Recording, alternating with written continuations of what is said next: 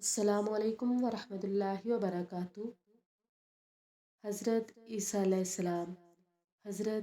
अलैहिस्सलाम मरियम अलैहिस्सलाम के बतन से बग़ैर बाप के पैदा हुए थे। आप अलैहिस्सलाम पर जो किताब नाजिल की गई थी वो इंजील थी। आपसे पहले जो किताब नाजिल की गई थी वो तौरात थी। चूँकि यहूदी तौरात को मानते थे इसलिए उन्होंने इंजील को मानने से इनकार कर दिया। तो यहूदियों ने आप अलैहिस्सलाम को कत्ल करने की साजिश की। कुरान मजीद में आप अलैहिस्सलाम का किस्सा कुछ इस तरह से बयान होता है कि और वो वक्त याद करो जब फरिश्तों ने कहा, ए मरियम, बेशक खुदा आपको अपने कलमे की खुशखबरी देता है जिसका नाम मसीह ईसा बिन मरियम होगा, जो दुनिया व आखिरत में इज़्ज़त व आबरू वाला होगा। वो खुदा के मुकर्रब बंदों में से होगा और वो गहवारे में लोगों से बातें करेगा और अधेड़ उम्र में भी और नेककारों में से होगा। ये बशारत सुनकर मरियम अलैहिस्सलाम ने कहा, ऐ मेरे परवरदिगार, मेरे यहाँ बच्चा कहाँ से होगा, हालांकि मुझे किसी इंसान ने हाथ तक नहीं लगाया।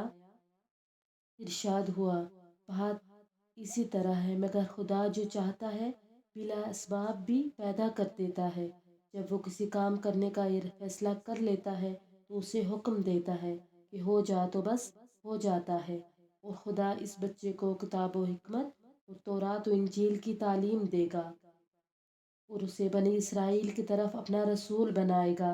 और जब वो मबूस होगा तो कहेगा कि मैं तुम्हारे पास तुम्हारे परवरदिगार की तरफ से मौजज़ा लेकर आया हूँ कि मैं तुम्हारे लिए मट्टी से परिंदे की सूरत बनाता हूँ और उसमें फूंक मारता हूँ तो वो खुदा के हुक्म से परिंदा बन जाता है। और मैं खुदा के हुक्म से मादरजात अंधे और कोढ़ी को शफा देता हूँ और मुर्दों को जिंदा करता हूँ। और जो कुछ तुम खाते हो और अपने घरों में जमा करते हो वो तुम्हें बताता हूँ। बेशक उसमें तुम्हारे खुदा की कुदरत और मेरी नबूवत की बड़ी निशानी है अगर तुम ईमान लाने वाले हो।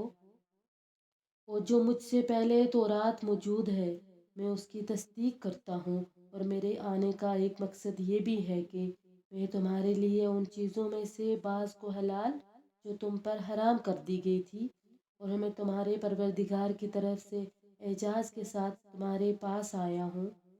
लिहाजा अल्लाह की नाफरमानी से डरो और मेरी इताअत करो। बेशक अल्लाह मेरा और तुम्हारा परवरदिगार है, बस तुम इसकी इबादत करो, यही सीधा रास्ता है। फिर जब ईसा अलैहिस्सलाम ने बनी इसराइल की तरफ से कुफ्र और इनकार महसूस किया तो कहा, कौन है जो अल्लाह की राह में मेरा मददगार होगा। हवारियों ने कहा, हम अल्लाह के मददगार हैं, हम अल्लाह पर ईमान लाए हैं और आप गवाह रहें कि हम मुसलमान फरमाबरदार हैं। और कहा, ऐ हमारे परवरदिगार, जो कुछ तूने नाजिल किया है हम उस पर ईमान लाए हैं और हमने रसूल ईसा की पैरवी इख्तियार की, लिहाजा हमें हक की गवाही देने वालों के दफ्तर में दर्ज फरमा। बनी इसराइल ने ईसा अलैहिस्सलाम के ख़िलाफ़ मक्कारी की और अल्लाह ने भी अपनी जवाबी तदबीर और तरकीब की और अल्लाह सबसे बेहतर तदबीर और तरकीब करने वाला है। बेशक उस वक्त को याद करो जब अल्लाह ने कहा, ऐ ईसा, मैं तुम्हें पूरा कब्ज़ करने वाला और तुम्हें अपनी जानिब उठाने वाला हूँ और तुम्हें काफिरों से पाक करने वाला हूँ और तुम्हारी पैरवी करने वालों को काफिरों पर क़यामत तक गालिब और बरतर करने वाला हूँ। फिर तुम सब की बाज़गश्त मेरी तरफ है। तुम उस वक्त में तुम्हारे दरमियान उन बातों का फ़ैसला करूँगा जिनमें तुम इख्तलाफ करते थे। तो जिन लोगों ने कुफ्र इख्तियार किया उन्हें दुनिया व आखिरत में सख्त सज़ा दूंगा और उनका कोई मददगार ना होगा।